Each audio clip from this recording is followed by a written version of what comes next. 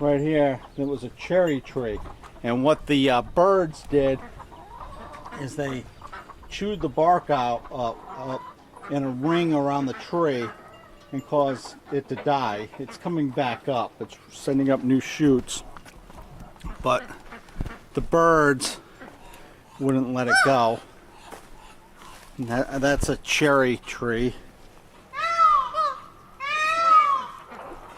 And we got a Fiji apple. I don't think, maybe this isn't a, no, that's a pear tree. It's a Bartlett pear tree. I've got another fig right here. We got other figs over there, but here's the cherry tree. Yeah. And then I got an apple tree. What type of apple is this? Oh no, that's a pear. Got a pear. If you don't protect them between the birds, you would think the birds would be safe, but between the birds and the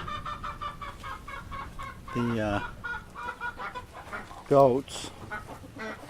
But I got some of these gooseberries.